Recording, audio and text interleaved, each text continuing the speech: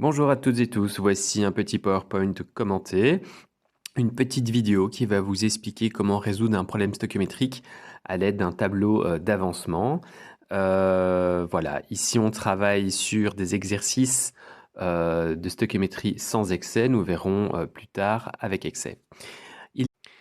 Alors pour rappel, qu'est-ce que la stoichiométrie?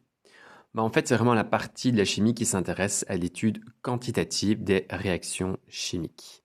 Donc, pouvoir répondre à différents types de questions, du type, voilà, ici, de quelle quantité de minerai de fer ai-je besoin afin de produire une tonne de fer? Quelle quantité d'hydroxyde de lithium sera nécessaire afin d'absorber 50 décimètres cubes de dioxyde de carbone? Il y en a plusieurs. Je ne vais pas toutes les lire, mais vous voyez que ça va vraiment dans tous les sens. Alors, pour les prérequis, qu'avez-vous besoin en fait de savoir? Quelles sont les notions essentielles afin de pouvoir entamer correctement ces problèmes de stoichiométrie? Alors évidemment, votre nomenclature, ça c'est toujours, la nomenclature est essentielle, c'est le vocabulaire du chimiste. Pouvoir écrire et équilibrer une équation chimique. Pouvoir utiliser son tableau périodique correctement. Effectivement, vous serez tout le temps amené à aller chercher des masses molaires dans le tableau périodique et maîtriser évidemment différentes notions qui tournent autour de la mole, autour également des solutions, des différents types de concentration, bien distinguer ce qu'est qu'une solution, un soluté, un solvant, etc. Donc ces notions-là doivent être vraiment maîtrisées avant d'aborder les problèmes stoichiométriques, sans quoi ça va être très difficile pour vous de résoudre les problèmes. Et ensuite pouvoir utiliser les formules correctement, donc toutes celles qui sont présentes dans le cours, dans la synthèse, voilà, ça vous devez les maîtriser. Et aussi utiliser les unités correctement. De fait, bon nombre d'entre vous ont des soucis parfois sur le choix de l'unité ou parfois omettent même de mettre une unité à la fin d'un calcul. Donc ça, il faut vraiment faire gaffe. Et aussi, j'ai oublié de vous le dire, de pouvoir convertir correctement des unités. Le matériel nécessaire. Alors, vous avez besoin d'un tableau périodique qui est disponible sur le site, mais également vous pouvez aller le télécharger sur la plateforme de la CJ ou encore en trouver un par vous-même sur Google. Ou alors, le plus simple, utilisez celui que je vous ai donné en début d'année. La synthèse avec vos formules, ça c'est la petite synthèse que je vous ai fournie en début d'année. Elle est disponible également sur le site et la plateforme. Le cours, ça forcément, parce que si jamais vous avez tout d'un coup un petit doute sur une notion ou quoi, c'est toujours bien d'avoir son cours près de soi pendant qu'on fait les exercices. Une calculatrice, des feuilles et de quoi écrire. Et donc là, je rigole à peine vu que quelques-uns dans la classe sont souvent sans feuilles et n'ont pas de quoi écrire. Les difficultés que rencontrent les élèves. Alors les difficultés, elles sont de deux gros types. Le premier, ça va être des problèmes de compréhension du problème, à savoir plutôt vraiment visualiser les réactions, cerner là où les questions au sein de l'énoncé, et donc en gros pouvoir traduire cet énoncé en langage chimie, à savoir dans une équation chimique. Ça, c'est souvent le souci des élèves. Vous verrez que cette petite vidéo va essayer de vous aider à mieux traduire cet énoncé. Et les problèmes de méthodologie. Bien souvent, les élèves entament un problème stoichiométrique et ils vont parfois un petit peu trop vite, sautent des étapes. Voilà, donc il faut essayer quand même d'être bien structuré dans sa démarche au niveau de la résolution du problème, d'être assez systématique. C'est important, on va y veiller ici aussi. Alors, on va partir d'un exemple d'exercice. Ici, en fait, nous sommes en présence d'une solution de chlorure d'hydrogène dont il faudra déterminer le volume. Vous voyez qu'ici, j'ai bien mis en gras la question. On a quelques indications sur ce chlorure d'hydrogène. On a sa concentration massique ici. Vous voyez bien que ce sont des grammes par litre. Et nous avons également un morceau d'aluminium d'une masse de 6,75 grammes. Et donc, comme je le dis, on va faire réagir ces deux éléments, donc l'aluminium et ici la solution de chlorure d'hydrogène. Le produit de cette réaction chimique, ça va être du chlorure d'aluminium, donc un sel en solution, et du dihydrogène. OK ? Nous souhaitons également déterminer la masse de chlorure d'aluminium obtenue ainsi que le volume de dihydrogène produit aux conditions normales de température et de pression.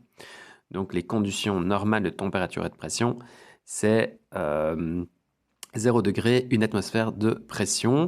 Et si nous sommes dans ces conditions-là, le volume gazeux, eh bien, c'est le volume molaire, pardon, c'est 22,4 litres par mole. Donc, en gros, une mole de n'importe quel gaz occupera toujours 22,4 litres de volume dans ces conditions.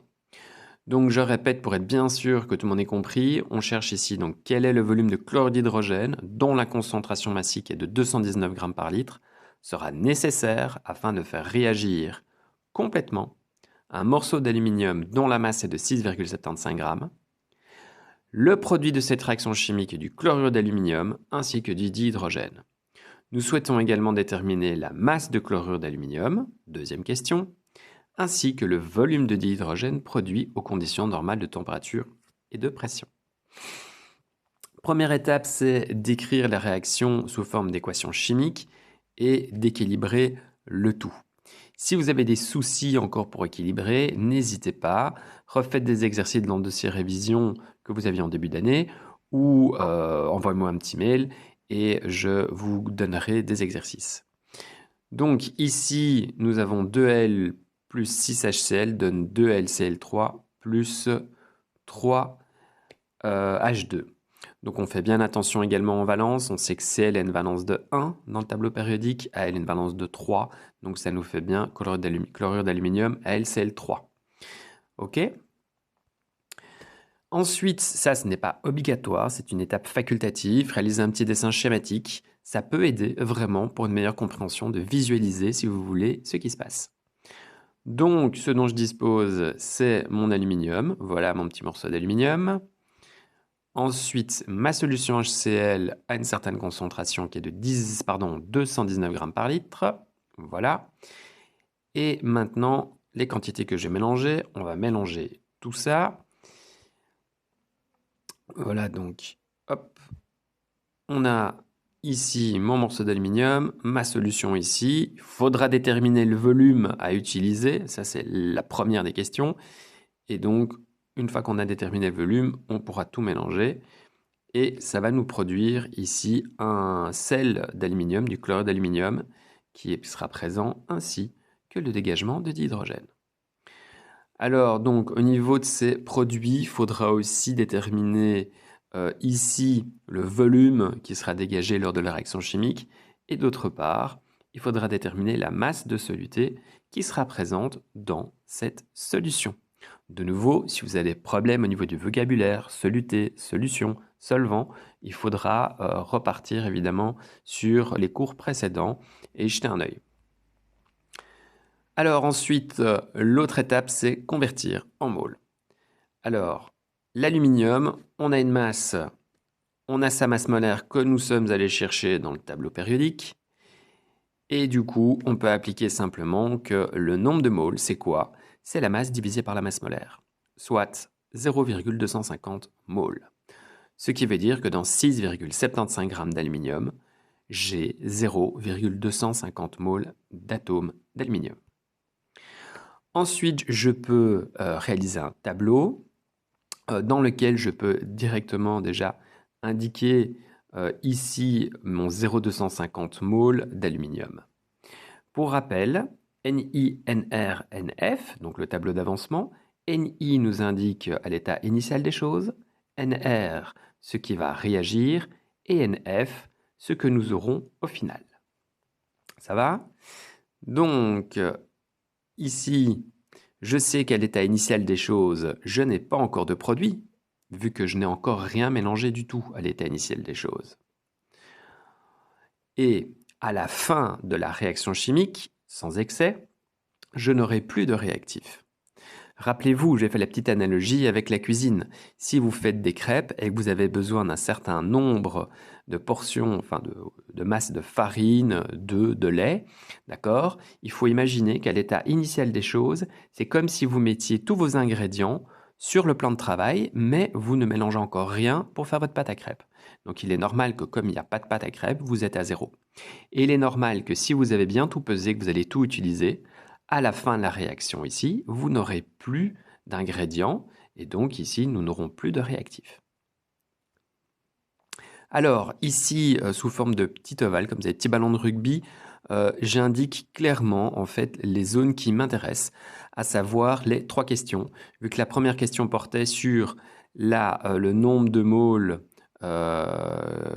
qui vont réagir avec AL, en fait c'était même le volume de la solution, d'accord? Mais en gros, ici le nombre de moles, une fois qu'on l'a, ça va nous permettre de répondre à cette question.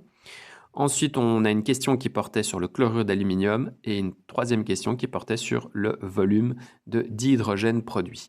Donc, ces 3 endroits-là nous permettront ensuite de calculer ce qu'il faut pour répondre aux questions. Alors, comment déterminer en fait ces zones? Eh bien, ça c'est grâce aux facteurs stoichiométriques. Les nombres qui sont présents devant chacun des réactifs et produits est appelé un coefficient stoichiométrique. Ce coefficient stoichiométrique permet en fait de nous présenter les proportions dans lesquelles la réaction chimique peut être réalisée dans les meilleures conditions parfaitement, si vous voulez, dans ce cas-ci, vu que c'est sans excès. Alors, nous savons que ici, il nous faudra 2 Al et 6 HCl pour que la réaction chimique soit bien réalisée. Ce qui veut dire que si j'en ai 2 comme ça, il m'en faut 6 comme ça. Or, moi, je n'ai pas 2, j'ai 0,250 moles. Donc, je dois garder ces mêmes proportions et à ce moment-là, déterminer ce qu'on appelle un facteur stoichiométrique, qui est 2 fois 3. Voilà, on complète du coup ici le tableau avec 0,750 moles pour HCl. Ensuite, comme on sait que nous sommes sans excès, tous nos réactifs vont totalement réagir et nous atteindrons le zéro, donc tout réagit. Ensuite, il faudra déterminer les autres colonnes. Commençons par le chlorure d'aluminium. Ici, le facteur stoichiométrique, il est assez simple, il est de 1, vu que forcément je passe de 2 à 2, donc mon facteur est de x1. Ensuite, je n'ai plus qu'à compléter cette petite colonne. Et puis, je vais déterminer l'autre facteur stoichiométrique. Là, je suis passé de 6 à 3, c'était plus simple. Vu que de 6 à 3, je fais fois 1,5, donc je divise par 2. Et donc, ça va nous donner 0,375. J'espère que tout ceci est bien compris. Ça a été évidemment déjà bien expliqué en classe. Alors, dernière étape, répondre aux questions. Donc, notre première étape, notre première question portait sur le chlorure d'hydrogène. On cherche à déterminer le volume nécessaire de cette solution afin de réaliser cette réaction chimique. Alors, qu'est-ce que nous avons comme données? Dans l'énoncé, nous avions la concentration massique, la masse molaire. Nous avons déterminé le nombre de moles grâce au tableau d'avancement. Et nous devons déterminer un volume de solution. Alors, ici, nous avons 2 voies possibles pour répondre à cette question. Donc, soit nous déterminons d'abord la concentration molaire, grâce à notre formule gamma sur masse molaire. Une fois plus, ça, ce sont des choses que vous devez déjà maîtriser. Ce qui va nous faire 6 moles par litre. Une fois que nous avons la concentration molaire, nous pouvons facilement déterminer le volume, vu que le volume, c'est le nombre de moles divisé par la concentration molaire. Et là, nous déterminons le volume, donc 0,125 litres. Ici, je l'ai indiqué en chiffre significatif. Ou, il y a une deuxième voie possible, je détermine d'abord la masse, voilà, en faisant le nombre de moles fois la masse molaire, et nous obtenons 27,375 grammes. Ensuite, pour déterminer le volume, je fais la masse divisée par la concentration massique, et j'obtiens 0,125 litres, soit la même réponse, ce qui est logique. Donc, ici, ce n'est plus seulement, si vous voulez, appliquer directement une formule, c'est trouver parmi mes outils, c'est à savoir mes formules, quelles sont les bonnes, donc quels sont les bons outils afin de répondre à ma question. Et vous voyez que parfois, il y a plusieurs outils possibles, donc plusieurs moyens afin de déterminer le volume dans ce cas-ci. Autre question, le chlorure d'aluminium. Donc là, on souhaite déterminer donc, la masse de soluté présente en solution. Là, nous avons un nombre de moles que nous avons déterminé dans le tableau d'avancement et la masse molaire que nous sommes allés chercher dans le tableau périodique, à savoir 1 fois 27 et 3 fois 35,5. Alors ici, on cherche la masse de soluté. Donc ici, c'est relativement simple. Nous avions déjà le nombre de moles et la masse molaire. Donc pour déterminer la masse, on fait nombre de moles fois masse molaire, ce qui nous donne 33,375 grammes. Et puis j'ai indiqué ici en nombre avec des chiffres significatifs. Pour H2, il faut déterminer le volume de gaz produit aux conditions normales de température et de pression. On a le nombre de moles.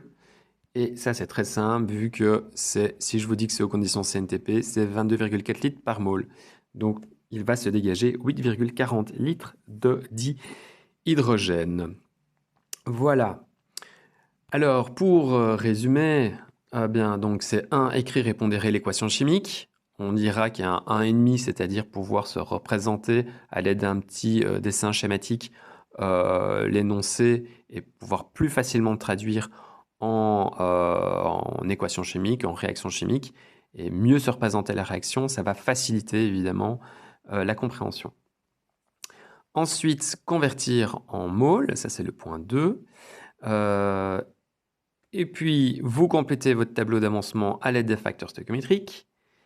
Et puis, vous répondez aux questions. Donc, vous voyez que pour répondre à un problème de stoichiométrie, il faut de toute façon maîtriser, d'une part, dans l'énoncé, votre nomenclature. Ensuite, il faut pouvoir écrire équilibrer une équation chimique. Il faut pouvoir utiliser ces formules pour convertir en moles. Il faut pouvoir utiliser un tableau d'avancement avec des coefficients et des facteurs stoichiométriques. Et ensuite, pour répondre aux questions, il faut pouvoir jouer avec ces formules correctement et avoir quand même cet esprit un petit peu, je vais dire, je ne sais pas. Voilà. Je vous souhaite une très très bonne journée. Si jamais vous avez des questions, n'hésitez pas. Vous pouvez envoyer simplement un petit mail à dejean.acj@gmail.com. Voilà, je vous remercie et à tout bientôt.